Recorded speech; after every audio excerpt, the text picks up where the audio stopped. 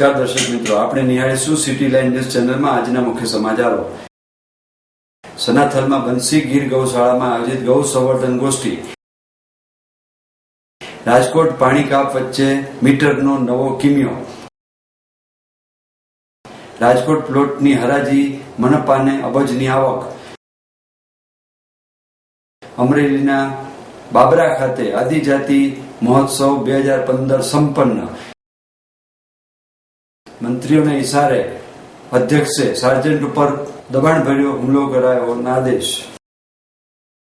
સનાથલમાં બંસી ગીર ગૌશાળામાં આયોજિત ગૌ સંવર્ધન ગોષ્ઠી। મુખ્યમંત્રી શ્રીમતી આનંદીબેન પટેલે ગાય સહિતના પશુઓના રખરખાવ અને આરોગ્ય જતન અને માવજત માટે સમાજમાં સંવેદનાસભર ભાવ જગાવવા અનુરોધ કર્યો છે। આપણી સંસ્કૃતિમાં ગાયને માતા તરીકે પૂજનીય સ્થાન અપાયું છે। શાસ્ત્રમાં તો તેને કામધેનુ કહેવાય છે। ત્યારે ગૌ જતન અને સંવર્ધન માટે સેવા વૃત્તિઓના જ્ઞાન અનુભવનો વ્યાપ જનજનમાં પ્રસરે તે આવશ્યક છે, તેમ તેમણે ઉમેર્યું હતું। મુખ્યમંત્રી શ્રી અમદાવાદ નજીક સનાથલમાં બંસી ગીર ગૌશાળામાં આયોજિત ગૌ સંવર્ધન ગોષ્ઠીમાં ઉપસ્થિત રહ્યા હતા। ગીર અને કાંકરેજી ગાયના શુદ્ધ સંવર્ધન અને તેને સંલગ્ન વિષયો ઉપર અંગે ગુજરાતના ગૌ સંવર્ધકો, ગોપાલકો, પાંજરાપોળ અને ગૌશાળાના સંચાલકો સાથે આ વિચાર ગોષ્ઠીનું આયોજન ગુજરાત ગૌ સેવા આયોગ અને ગૌચર વિકાસ બોર્ડના ઉપક્રમે કરવામાં આવ્યું હતું। ગૌ સંવર્ધન સંગોષ્ઠીના ઉદઘાટન પ્રસંગે મુખ્યમંત્રીએ સૌપ્રથમ ભાવપૂર્વક ગૌ પૂજન વિધિ કરી હતી અને જણાવ્યું હતું કે ગાય અને પશુઓના પ્રેમથી માવજત કરવી જોઈએ અને ગાય કે પશુના આરોગ્ય અંગે વિશેષ દેખરેખ રાખવી જોઈએ। વસુકાઈ ગઈ ગાયોને કે પશુઓને પણ કતલખાને જતા રોકવા તે આપણી પ્રાથમિકતા હોવી જોઈએ। તેમણે જણાવ્યું કે કચ્છના બન્ની પ્રદેશને પુનર્જીવિત કરવાના ભગીરથ પ્રયાસો હાથ ધરાયા છે અને ટૂંક સમયમાં બન્નીના ઘાસના બીડ પુનઃ નવપલ્લિત થઈ જશે। તેનો મહત્તમ લાભ કચ્છના માલધારીઓ અને પશુપાલકોને થશે તેમ જણાવ્યું હતું। મુખ્યમંત્રીશ્રીએ સ્પષ્ટપણે જણાવ્યું કે કૃષિ યુનિવર્સિટીમાં થયેલ સંશોધનો અને ગૌ સંવર્ધન કેન્દ્રમાં ગાયની માવજત અને ગાયની નસલ અંગે વૈજ્ઞાનિક જાણકારી પશુપાલકો અને ખેડૂતોને માલધારીઓને અપાય તે આવશ્યક છે। ઘાસના બીડ અને ખેડૂતો વધુને વધુ સજીવ ખેતી વળે તે અંગે જાગૃતિ કેળવવી પડશે। મુખ્યમંત્રીએ આ પ્રસંગે બંસી ગીર ગૌશાળા દ્વારા ચાલતી શાળાની મુલાકાત પણ લીધી હતી અને તેમાં બાળકોને અપાતી તાલીમ અંગે ખુશી વ્યક્ત કરતા જણાવ્યું હતું કે બાળકોમાં રહેલી સુસુપ્ત શક્તિને જાગૃત કરી બહાર લાવવાનું અદભુત કાર્ય આ શાળામાં કરાઈ રહ્યું છે તે અભિનંદનીય છે। તેમણે આ પ્રકારના પ્રાયોગિક શાળામાં રાજ્યમાં અન્યત્ર શરૂ થવી જોઈએ તેમ નેમ વ્યક્ત કરી હતી। શિક્ષણ મંત્રી શ્રી ભૂપેન્દ્રસિંહ ચુડાસમાએ ગૌ સેવા અને વિશ્વ મંગલની સેવા ગણાવતા જણાવ્યું હતું કે ગાયના દૂધની ઉત્પાદન ક્ષમતા વધે અને ઉત્તમ ઓલાદના ગૌ સંવર્ધન માટે સૌએ પ્રયત્ન કરવા જોઈએ। તેમણે જણાવ્યું કે વડાપ્રધાન શ્રી નરેન્દ્રભાઈ મોદીના લેબ ટુ લેન્ડ વિચારને અનુસરીને કૃષિ અને પશુ તજજ્ઞો, વૈજ્ઞાનિકો અને સંશોધકો કૃષિ અને પશુપાલન ક્ષેત્રે નવા હાંસલ કર્યા છે। ગૌ સેવા અને ગૌચર વિકાસ બોર્ડના ચેરમેન ડોક્ટર વલ્લભ કથિરિયાએ સનાથલ ખાતે યોજાયેલ ગૌ સંવર્ધન સંગોષ્ઠીમાં સંશોધકો અને વૈજ્ઞાનિકો દ્વારા ગૌ દૂધમાંથી પ્રાપ્ત સોનું અને વિવિધ ખનિજ તત્વોથી માહિતગાર કરતા જણાવ્યું હતું કે રાજ્યના ગીર, કાંકરેજ અને ડાંગી ગાયના ઉત્તમ સંવર્ધન માટે વિશેષ લક્ષણો ધરાવતી ગાયની નસલો પસંદ કરાશે। ગાય અને ઘોડા માટે શ્રેષ્ઠ ઓલાદનું જેનેટિક સેન્ટર ગુજરાતમાં સ્થાપવાનો વિચાર પણ તેમણે વ્યક્ત કર્યો હતો।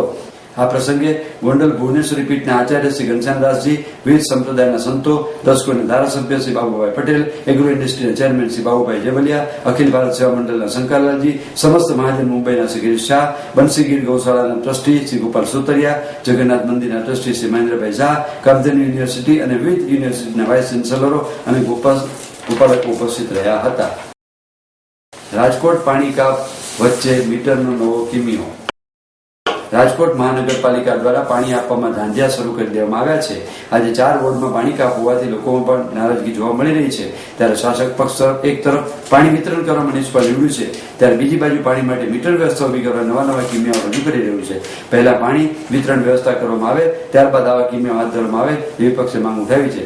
રાજકોટ મહાનગરપાલિકા દ્વારા ગુજરાતમાં પ્રથમ વખત પાણી માટે મીટર પ્રથા શરૂ કરવામાં આવનાર છે। આગામી દિવસોમાં આ પ્રથા શરૂ થઈ જશે, જેમાં સ્કાડા સિસ્ટમ આધારિત રિયલ ટાઈમ બાળક વોટર ઓડિટ સિસ્ટમ ઇન્સ્ટોલ કરવામાં આવશે, જે દરેક ઝોનમાં લાગુ કરવામાં આવનાર છે। આ મીટર સિસ્ટમમાં જુદી જુદી સુવિધાઓ ઉપલબ્ધ કરવામાં આવી છે, જે કે પાણીની આવક જાવકની નોંધણી, પાણીનો વ્યય થાય તેની નોંધણી, વિતરણ થયા બાદ પાણીના ચોક્કસ જથ્થાની નોંધણી, પાણીમાં ક્લોરીનની માત્રા કેટલી છે તે જાણી શકાય છે। હાલમાં શહેરના તમામ હેડ વર્ક્સ પર લેવલ સેન્સર તથા ક્લોરીન સેન્સર ફિટ કરવામાં આવ્યા છે। 2 પમ્પિંગ સ્ટેશન પર 4 ફ્લો મીટર ફિટ કરવામાં આવ્યા છે। આમ રાજ્યમાં પ્રથમ વખત રાજકોટ શહેરમાં મીટર પ્રથા લાગુ કરવામાં આવનાર છે। ત્યારે રાજકોટની જનતાને પૂરું માથાદીઠ જે પાણી જોઈએ એ નથી આપી શકતા, ત્યારે અત્યારે મીટર પ્રથાની વાત કરે છે। જો તમારે હિસાબ જ રાખવો હોય તો ક્યાં નર્મદા નીર કેટલું પાણી આવે છે, રાજકોટની જનતાને જે ક્યાં પાણીની ચોરી થાય છે કે ક્યાં જે નળ છે એમાં કયા નળ જે છે ભૂતિયા નળ કનેક્શન છે એની જો હિસાબ રાખે તો બરોબર છે, નહીં કે આ રીતે મીટર પ્રથા મૂકી અને અત્યારે ભર ઉનાળે જ્યારે લોકોને એમાં પણ અત્યારે આજે જ તે 4 વોર્ડમાં પાણી કાપ મૂકવામાં આવેલો છે ત્યારે જ્યારે અમારા બહેનો અમને મળે છે ત્યારે હજી કહે જ છે કે હવે હજી તો ઉનાળાને 2-4 દિવસે નથી થયા, ત્યાં જો આ રીતના પાણીનો કાપ મૂકશે તો ભર ઉનાળે અમને શું કરવામાં આવશે. તો અમે એટલું જ કહીએ છીએ કે આ શાસકો માત્ર ને માત્ર વાતું કરે છે, લોકોને જે પાણી જરૂરિયાત છે એ આપતા નથી. આ મીટર પ્રથા છે એ તદ્દન ગેરવ્યાજબી છે. અત્યારે જે પાણી આપવાનું છે એ પૂરતું પાણી આપે એ જ અમે કહીએ છીએ. આવતું પાણી કેટલું આવે છે અને કેટલું પાણી જાય છે એના માટે થઈને હેડ વર્ક ઉપર ફૂલ બોર ટાઈપના ઇલેક્ટ્રોમેગ્નેટિક ફ્લો મીટર એ પહેલી વખત કોર્પોરેશને મૂકવાના છે.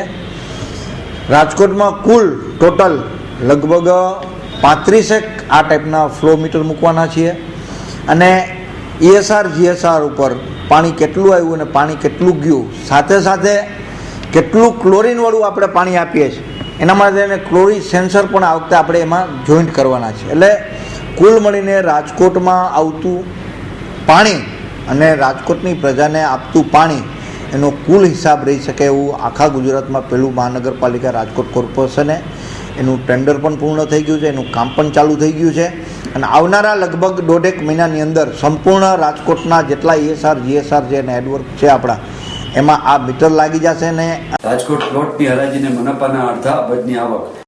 રાજકોટ શહેરને રેસકોર્સ રિંગ રોડ પર આવેલ મનપાના 930 ચોરસ મીટર ખુલ્લા પ્લોટની હરાજી કરવામાં આવી હતી, જેમાં 23 જેટલા આસામીએ ભાગ લીધો હતો. આ પ્લોટની અપસેટ પ્રાઇસ 1 લાખ રૂપિયા આપવામાં આવી હતી. 1 લાખથી શરૂ થયેલી આ બોલી 2,03,300 રૂપિયા સુધી પહોંચી હતી અને અંતે જેપી ઇન્ફ્રાસ્ટ્રક્ચર કંપનીના જગદીશભાઈ ડોબરિયાએ 2,03,00,000 રૂપિયાના ભાવે બોલીને આ પ્લોટ મેળવ્યો હતો. 930 ચોરસ મીટર આ પ્લોટની કિંમત 18,63,99,000 રૂપિયા થવા પામી હતી. મનપાના ઇતિહાસમાં પ્રથમ વખત સૌથી ઊંચા ભાવ મનપાને મળ્યા હતા અને પ્રથમ પ્લોટમાં જ કરોડો રૂપિયાની આવક મનપાને થઈ હતી. પ્રથમ રેસકોર્સ રિંગ રોડ પર આવેલા પ્લોટની હરાજી થયા બાદ રામનાથપરા વિસ્તારમાં આવેલ મનપાના વધુ એક પ્લોટની હરાજી હાથ ધરવામાં આવી હતી. રામનાથપરા સ્મશાન નજીક આવેલ 71.7 ચોરસ મીટર પ્લોટની હરાજી હાથ ધરવામાં આવી હતી. આ હરાજીમાં અપસેટ પ્રાઇસ 30,000 રાખવામાં આવી હતી. અપસેટ પ્રાઇસથી શરૂ થયેલી બોલી 51,100 સુધી પહોંચી હતી અને સૌથી ઊંચી બોલી લગાવી નટવરલાલ મોહનલાલ કોટક નામના આસામીએ 32,31,677 રૂપિયા ચૂકી પ્લોટ ખરીદી લીધો હતો. આ ઉપરાંત કોઠારીયા રોડ પર પણ મનપા પ્લોટની હરાજી હાથ ધરવામાં આવી હતી, જેમાં મનપાનો 1890 ચોરસ મીટર ખાલી પ્લોટ હતો તેને હરાજી હાથ ધરવામાં આવી હતી, જેમાં અપસેટ પ્રાઇસ 30,000 રાખવામાં આવી હતી.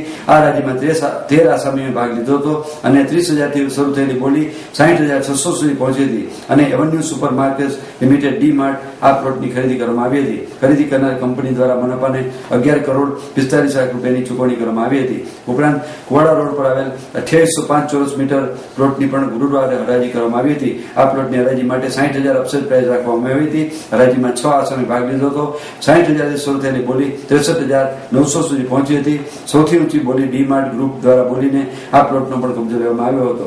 2805 ચોરસ મીટરની 17,92,39,500 રૂપિયા મનપાની આવક થઈ હતી. અંતે મોરબી રોડ ઉપર જૂના જકાતનાકા નજીક આવેલ 1,648 ચોરસ મીટર પ્લોટની હરાજી પણ શુક્રવારે યોજવામાં આવી હતી, પરંતુ આ હરાજીમાં એક પણ આસામી ભાગ લીધો ન હતો. મનપાનો સ્ટાફ સ્ટેન્ડ બાય થઈ ગયો હતો, પરંતુ એક પણ આસામીએ ડિપોઝિટ ભરી ન હતી અને હરાજીમાં ભાગ લીધો હતો, જેને પગલે હરાજી મોકૂફ રાખવામાં આવી હતી. 24 તારીખના રોજ વોર્ડ નંબર 2 માં આવેલ રેસકોર્સ રિંગ રોડ પરના પ્લોટની હરાજી કરવામાં આવેલ. તેનો અત્યાર સુધીના રાજકોટ મહાનગરપાલિકાના ઇતિહાસમાં સૌથી ઊંચો વિક્રમી ભાવ 2,03,00,000 પ્રતિ ચોરસ મીટર આવેલ હતો, જેમાંથી રાજકોટ મહાનગરપાલિકાને કુલ 18.64 કરોડની આવક પ્રાપ્ત થયેલ હતી. 25 તારીખે 2 સ્થળોએ હરાજી રાખવામાં આવેલ, જેમાં વોર્ડ નંબર 22માં શ્રદ્ધા સોસાયટી તથા વોર્ડ નંબર 3માં રામનાથપરા પાસે આવેલ પ્લોટની હરાજી કરવામાં આવેલ. તેમાં રાજકોટ મહાનગરપાલિકાને કુલ 11.76 કરોડની આવક પ્રાપ્ત થયેલ હતી. તારીખ 26ના રોજ રાજકોટ મહાનગરપાલિકા દ્વારા કુવાડવા રોડ પર ટીપી સ્કીમ નંબર 12ના વાણિજ્ય હેતુના પ્લોટની હરાજી કરવામાં આવેલ. તેમાં મહાનગરપાલિકાને 17.92 કરોડની આવક પ્રાપ્ત થયેલ. આમ 3 દિવસ ની હરરાજી પેટે રાજકોટ મહાનગરપાલિકાને કુલ અત્યાર સુધીમાં 48.37 કરોડની આવક પ્રાપ્ત થઈ છે. 27 તારીખે જે હરરાજી રાખવામાં આવેલ તેમાં સ્થળનો લોકેશન જોતા કોઈ માગણીદારોએ હરરાજીમાં ભાગ ન લેતા તે હાલ પૂરતી હરરાજી મોકૂફ રાખવામાં આવેલ. અમરેલીના બાબરા ખાતે આદિજાતિ મહોત્સવ 2015 સંપન્ન. રાજ્યના 23 આદિજાતિ મહોત્સવ 2015 ને બાબરા ખાતે દીપ પ્રાગટ્યથી ખુલ્લો મૂકી અમરેલી જિલ્લાના સાંસદ શ્રી નાનભાઈ કાછડિયાએ જણાવ્યું હતું કે ભારતીય સંસ્કૃતિ ઉજાગર રાખવા બદલ ગુજરાત રાજ્યના 12 જિલ્લાઓ તેમજ મહારાષ્ટ્ર, ગોવા અને રાજસ્થાન રાજ્યના તમામ કલાવૃંદોએ બાબરા શહેર તથા ગ્રામ્ય લોકોએ લોકકલા દર્શન કરાવ્યા છે, જે અભિનંદન પાત્ર છે. અમરેલી જિલ્લામાં આદિજાતિ મહોત્સવ ત્રીજી વખત યોજાઈ રહ્યો છે, ત્યારે આદિજાતિના કલાકારો લોકકલા અને સંસ્કૃતિ આગવી ઓળખ ઉભી કરી છે. તેમણે પરંપરાગત કલાના આ કસમને કાયમ રાખવા સૌ કલાકારોનો અનુરોધ કર્યો હતો. આ કાર્યક્રમમાં અતિથિ વિશેષ બાબરા લાઠીના ધારાસભ્ય શ્રી બાવકુભાઈ ઉગાડે જણાવ્યું હતું કે આદિજાતિઓની પારંપરિક લોકકલાને જીવંત રાખવા સરકાર કટિબદ્ધ છે. આદિજાતિ એટલે કુદરતને ખોળે ખીલનાર ભાઈ બહેનોને પેઢીઓથી ચાલતા આવનારા કલા વારસાને સાચવી રાખ્યો છે. તેમણે તમામ કલાકારોને અભિનંદન પાઠવ્યા હતા. જિલ્લા કલેક્ટર શ્રી HR સુથારે આ મહોત્સવની અધ્યક્ષપદે જણાવ્યું હતું કે સરકાર પણ આદિજાતિની લોકકલાને જીવંત રાખવા અથાગ પ્રયત્ન કરી રહ્યો છે અને જીવંત નમૂનો છે. તેમણે તમામ આદિજાતિ કલાકાર ભાઈ બહેનોને અભિનંદન પાઠવી આભારની લાગણી વ્યક્ત કરી હતી. આ કલા વારસામાં તલવાર નૃત્ય, ઠાકોર નૃત્ય, મેવાસી નૃત્ય, ઘરૈયા, હોળી નૃત્ય, કુંકણા લોકનૃત્ય, સીધી ધમાલ, જગજવેરા લોકનૃત્ય, સાંગી નૃત્ય, રાઠવા નૃત્ય, ડાંગ જિલ્લાનું કહાડિયા નૃત્ય, સમય નૃત્ય, ચક્રી નૃત્ય, બંજારા નૃત્ય વગેરે ભાગે આકર્ષણ જમાવ્યું હતું. બાબરા તાલુકા અને ગ્રામ્ય વિસ્તારના કલારસિક ભાઈઓ બહેનો મોટી સંખ્યામાં લોકકલા મોડી રાત સુધી મનભરી માણી હતી. મામલતદાર કચેરી બાબરા ખાતેથી આ કલા યાત્રાને ધારાસભ્ય બાબુભાઈ ઉવાડે લીલી ઝંડી આપી બાબરા શહેરમાં ફરવા માટે પ્રસ્થાન કરાવ્યું હતું. આ પ્રસંગે માજી ધારાસભ્ય શ્રી વાલજીભાઈ પોખરિયા, નગરપાલિકાના પ્રમુખ શ્રી જગદીશભાઈ નાકરાણી, બિપિનભાઈ રાદડિયા, પ્રાંત અધિકારી શ્રી પાટીદાર સહિત અન્ય મહાનુભાવો ઉપસ્થિત રહ્યા હતા. પ્રારંભે જિલ્લા રમતગમત અધિકારી અરુણ ભાલાણીએ તમામ મહેમાનો સહિત આદિજાતિ કલાવંતોને આવકારી કાર્યક્રમની રૂપરેખા આપી હતી. જ્યારે યુવક સેવા અને સંસ્કૃતિ પ્રવૃત્તિઓ ગાંધીનગર યુથ બોર્ડ અધિકારી ડોક્ટર અશોક રાવલે આભાર વિધિ કરી હતી. સમગ્ર કાર્યક્રમનું સંચાલન શ્રી તુષાર જોશીએ કર્યું હતું. મંત્રીઓને ઇશારે અધ્યક્ષે સાર્જન્ટ ઉપર દબાણ સર્જી હુમલો કરાયો.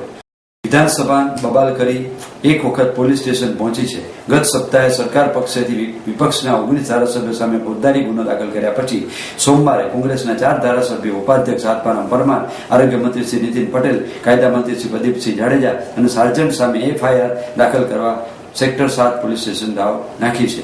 વિપક્ષના નેતા શંકરસિંહ વાઘેલા અને શક્તિસિંહ ગોયલે જણાવ્યું કે 26મી માર્ચના રોજ વિધાનસભામાં ડબલ બેઠક બોલાવી ગૃહ અને ત્યાર પછી શુક્રવારની સવાર નાણાં વિભાગની ચર્ચા વિપક્ષના ધારાસભ્યો પ્રજાને આપેલા અધિકારનું પાલન કરી શકે નહીં, અવાજ ઉઠાવી શકે નહીં તે માટે આયોજનપૂર્વક ગુરુવારે બપોર પછીની બેઠકમાં વિપક્ષના નેતા શંકરસિંહ સમય કાપી લેવાયા તેમજ અપમાનિત કરી બોલતા અટકાવ્યા. માત્ર એટલું જ નહીં, અધ્યક્ષની ખુરશીમાં બેસેલા ઉપાધ્યક્ષ આત્મારામ પરમારના આ પ્રકારના વલણ સામે ન્યાયની માગણી કરી ત્યારે તેમણે મંત્રીઓની ઇશારે સાર્જન્ટ ઉપર દબાણ સર્જી કોંગ્રેસના ધારાસભ્યો ઉપર હુમલો કરાવ્યો. સાર્જન્ટની ધક્કાધક્કી, મારામારી, ખેંચાખેંચી કરી ધારાસભ્ય પ્રવીણભાઈ રાઠોડ, ડોક્ટર અનિલ જોશિયારા, મોહમ્મદ જાવેદ પીરજાદા, પ્રહલાદભાઈ પટેલ, ધર્મેન્દ્ર જાડેજા ગળદાપાટું માર માર્યો. આ સભ્યોને લોહી લુહાણ કર્યા. ગુજરાત વિધાનસભામાં શાસક પક્ષના કહેવાથી માર મારવામાં આવ્યો હોય તેવી આ પહેલી ઘટના છે. આથી ઉપરોક્ત બંને મંત્રી, ઉપાધ્યક્ષ અને સાર્જન્ટ પોલીસ સામે ફોજદારી ગુનો નોંધવા પોલીસ સ્ટેશન ફરિયાદ આપી છે.